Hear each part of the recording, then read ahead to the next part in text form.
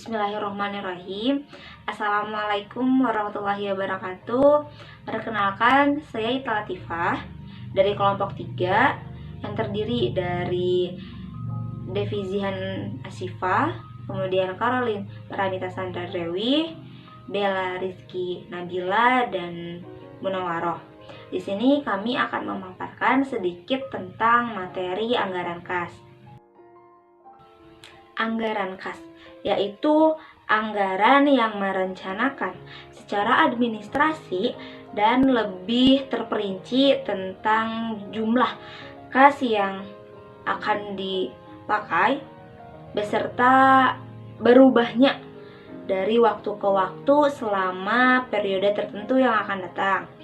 Kemudian dalam buku Manajemen Keuangan Perusahaan, Lukman Syamsuddin menjelaskan lebih detail tentang anggaran.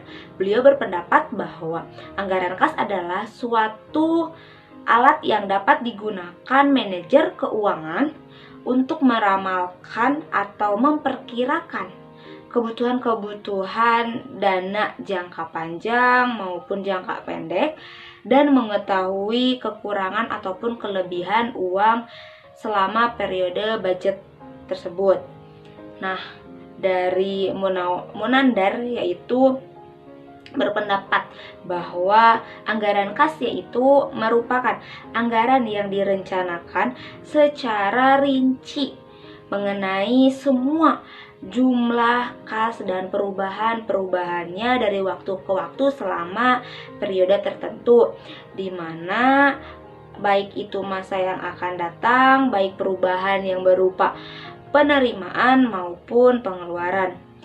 Dari kedua penjelasan di atas, anggaran kas bersifat kontinu. Artinya, anggaran kas memerlukan perhatian yang terus-menerus secara periodik. Kemudian, anggaran kas juga bersifat dinamis. Artinya, anggaran kas itu selalu menyesuaikan dengan kondisi-kondisi keuangan yang sedang terjadi dalam suatu perusahaan. Anggaran kas juga memiliki sifat yang realistis. Artinya, anggaran kas ini harus terus melihat kemungkinan-kemungkinan yang terburuk akan terjadi agar kita bisa mengambil apa yang baik untuk anggaran kas ini. Kemudian, anggaran kas itu mencakup dua sektor. Pertama yaitu sektor penerimaan kas dan kedua yaitu sektor pengeluaran kas. Sektor penerimaan kas seperti penjualan tunai barang jadi yang diproduksi ataupun penagihan utang ataupun penjualan aktiva tetap dan penerimaan-penerimaan lainnya. Kemudian yang kedua yaitu sektor pengeluaran kas. Artinya yaitu seperti pembelian tunai bahan mentah ataupun pelunasan utang, penambahan aktiva tetap, dan pembayaran-pembayaran lainnya yang memerlukan pengeluaran kas. Nah, apa sih kegunaan dari anggaran kas ini? Kegunaan-kegunaan dari anggaran kas yaitu ada 3. Pertama, sebagai pedoman kerja, di mana dengan adanya pedoman kerja ini kita bisa memberikan atau diberikan arahan agar seperti apakah anggaran kas yang baik itu. Kemudian kita bisa mengukur tingkat keberhasilan atau target yang akan kita buat. Kemudian yang kedua yaitu sebagai alat manajemen untuk menciptakan koordinasi kerja. Pada setiap anggaran kas pasti akan menyesuaikan kas dengan total kerja, total modal kerja, biaya, pendapatan, penjualan, ataupun utang. Nah, dengan adanya ini kita dapat mengkoordinasi seluruh anggaran perusahaan ini yang berkaitan dengan perencanaan perusahaan agar perusahaan ini dapat berjalan seperti yang kita harapkan. Kemudian yang ketiga yaitu sebagai alat manajemen untuk mengevaluasi atau pengawasan kerja. Sistem pengawasan di sini seperti memantau keadaan kas secara terus-menerus, kemudian yang dimana bisa memberikan gambaran nih pada posisi kas akhir setiap periode dari kegiatan operasionalnya. Dengan adanya evaluasi ini juga kita bisa menggambarkan atau evaluasi ini sebagai tolak ukur menilai anggaran kas. Dengan adanya itu maka kita bisa mengetahui kekurangan dan kelebihan dari anggaran yang telah kita susun agar untuk kedepannya kita bisa lebih baik dalam menganggarkan anggaran kas. Assalamualaikum warahmatullahi wabarakatuh. Perkenalkan, nama saya Caroline Paramita Sanadewi. Saya di sini akan menjelaskan mengenai cara penyusunan anggaran kas. Dari sumber yang telah saya cari dan juga saya baca, yang pertama adalah tentukan arus kas masuk ke perusahaan dalam 1 bulan. Jenis analisis arus kas ini disebut sebagai persiapan dan analisis penganggaran kas.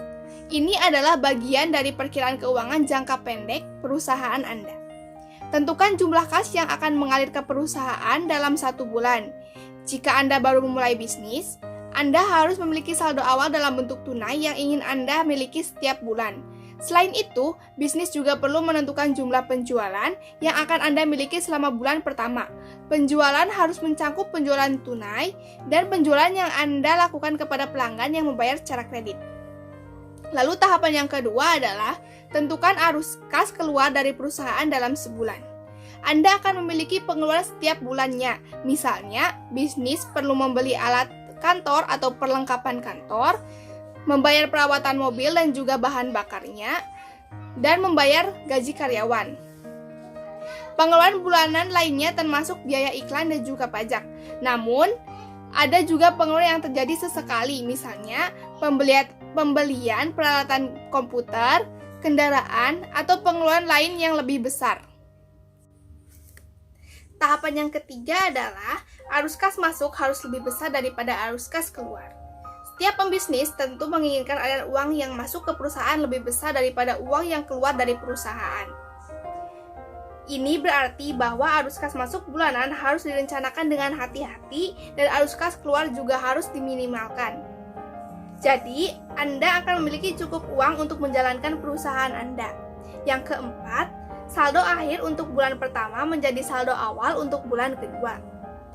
Salah satu aturan penting dan mendasar dalam membuat anggaran kas adalah saldo akhir bulan pertama menjadi saldo awal bulan kedua.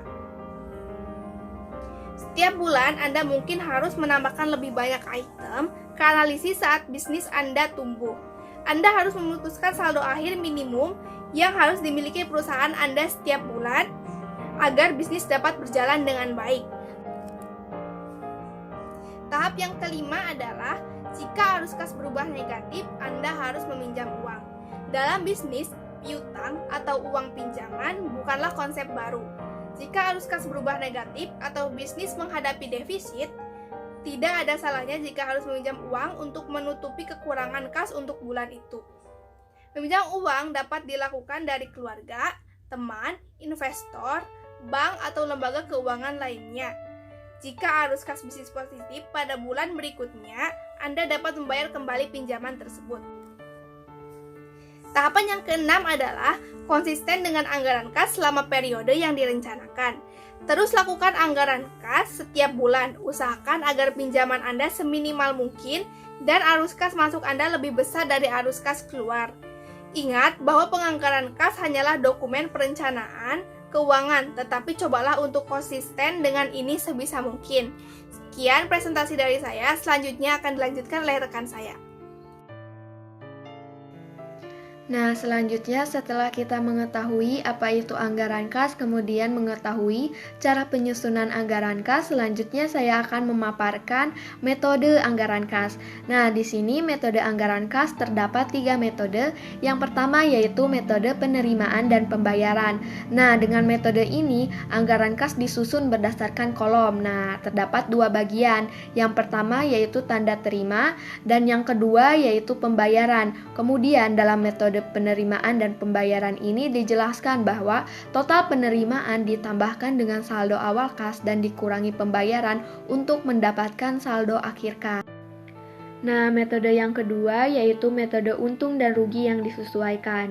Metode ini juga disebut dengan metode laporan arus kas, kemudian jenis anggaran ini disiapkan untuk jangka panjang. Nah, dalam metode ini yaitu lebih banyak rincian pendapatan dan pengeluaran sehubung dengan perencanaan jangka panjang. Nah, yang dibutuhkan dalam metode ini yaitu menyiapkan anggaran kas berdasarkan metode untung dan rugi yang disesuaikan. Yang pertama yaitu saldo pembukaan yang diharapkan, yang kedua yaitu laba bersih untuk periode tersebut, yang ketiga yaitu perubahan aset lancar dan kewajiban lancar, yang keempat yaitu penerimaan modal dan pengeluaran modal, yang kelima yaitu pembayaran modal. Nah, yang ketiga yaitu metode neraca. Nah, metode ini sangat mirip dengan metode untung dan rugi yang disesuaikan, tetapi metode ini semua item neraca dicatat pada sisi masing-masing kecuali kas. Selanjutnya, bentuk anggaran kas. Contoh sebuah anggaran kas, 1 skedul penerimaan kas. Diketahui bahwa dari penjualan produk Titan dengan syarat pembayaran sebesar 40/10 N/30, diperkirakan sebanyak 40% dari transaksi penjualan akan dilakukan secara tunai, sehingga diberikan potongan penjualan. Dengan demikian, dari rencana penjualan produk Titan bulan Januari sebesar Rp481.200.000, sebanyak 40%-nya dilakukan secara tunai. Perhitungannya yaitu 40% dikali Rp481.200.000 sama dengan Rp192.480.000. Potongannya 4% dikali Rp192.480.000 sama dengan Rp7.699.200. Penerimaan kas bulan Januari 2008 sama dengan Rp184.780.000. Dengan cara yang sama, akan dapat pula diketahui besarnya penerimaan kas dari sumber penjualan tunai produk Titan dari bulan ke bulan selama tahun 2008 yang akan datang. Dari anggaran piutang, Karisma dapat mengetahui besarnya penerimaan kas dari sumber penagihan piutang sebesar Rp379.427.000. Dari budget perubahan aktiva tetap, Karisma dapat mengetahui besarnya penerimaan kas dari sumber pengurangan aktiva tetap sebesar Rp100 juta. Untuk penerimaan kas dari sumber lain-lain, Karisma memperkirakan bahwa selama tahun 2008 yang akan datang diterima penghasilan sewa yang akan diterima pada bulan Februari 2008 sebesar Rp3.600.000 dan pada bulan Agustus 2008 sebesar Rp3.600.000. Contoh skedul kas selama tahun 2008 Januari sampai Maret sebagai berikut.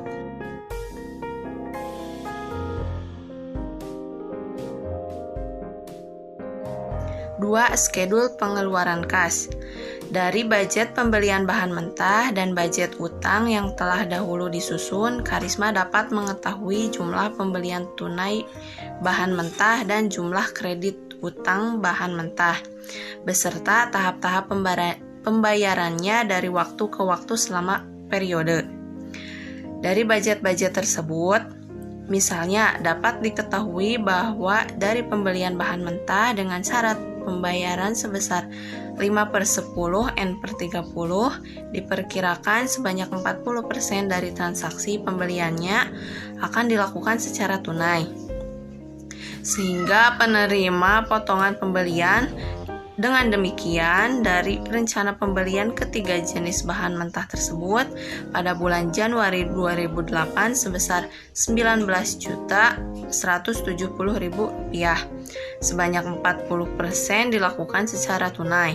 Perhitungannya yaitu 40% dikali Rp19.170.000 sama dengan Rp7.668.000. Potongannya 4% dikali Rp7.668.000 sama dengan Rp383.400. Penerimaan kas bulan Januari 2008 adalah Rp7.284.600. Dengan cara yang sama akan dapat pula diketahui besarnya pengeluaran kas untuk pembelian tunai bahan mentah dari bulan ke bulan selama tahun 2008 yang akan datang. Dari budget utang, Karisma dapat mengetahui besarnya pengeluaran kas untuk pembayaran utang. Dari budget upah tenaga kerja, Karisma dapat mengetahui besarnya pengeluaran kas. Dari budget biaya pabrik tidak langsung, Karisma dapat mengetahui besarnya pengeluaran kas untuk pembayaran biaya pabrik tidak langsung. Dari budget biaya administrasi, Karisma dapat mengetahui besarnya pengeluaran kas untuk biaya administrasi. Dari biaya pemasaran, Karisma dapat mengetahui besarnya pengeluaran kas untuk pembayaran yang akan datang. Dari budget perubahan aktiva, Karisma dapat mengetahui besarnya pembayaran penambahan aktiva tetap. Adapun pengeluaran kas untuk pembayaran lain-lain, Karisma memperkirakan bahwa selama 2008 yang akan datang akan dibayar beban biaya bulan sebesar Rp4 juta setiap bulan. Skedul pengeluaran kas selama 2008 Januari sampai Maret sebagai berikut.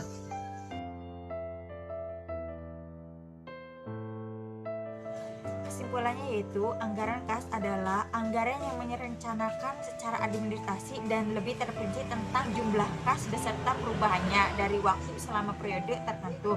Anggaran kas juga mencakup dua sektor, yaitu yang pertama ada sektor penerimaan kas seperti penjualan tunai barang jadi yang diproduksi, penagihan utang atau penjualan aktiva tetap. Yang kedua ada sektor pengeluaran kas seperti pembelian tunai bahan mentah atau pelunasan utang atau penambahan aktiva tetap. Penggunaan anggaran kas sebagai berikut. Yang pertama ada sebagai pedoman kerja, yang kedua ada sebagai alat manajemen untuk menciptakan koordinasi kerja, yang ketiga ada alat manajemen untuk mengevaluasi atau pengawasan kerja. Cara penyusunan anggaran kas sebagai berikut. Yang pertama, menentukan arus kas ke perusahaan dalam sebulan. Yang kedua, menentukan arus kas keluar dari perusahaan dalam sebulan. Yang ketiga, arus kas masuk harus lebih besar dari arus kas yang keluar. Keempat, saldo akhir untuk bulan pertama menjadi saldo akhir untuk bulan kedua. Jika arus kas berubah ke negatif, maka Anda harus meminjam uang konsisten dengan anggaran kas selama periode yang direncanakan. Metode anggaran dibagi menjadi 3, yaitu yang pertama ada metode penerimaan dan pembayaran, yang kedua ada metode utang dan rugi yang disesuaikan, yang ketiga ada metode ini juga disebut dengan laporan kas atau yang sejenis dengan jangka panjang, memberi lebih banyak rincian pendapatan dan pengeluaran sehubungan dengan perencanaan jangka panjang. Mungkin cukup sekian video materi dari kelompok kami. Mohon maaf apabila banyak kekurangan ataupun kesalahan. Wabillahi taufiq wal hidayah. Wassalamualaikum warahmatullahi wabarakatuh.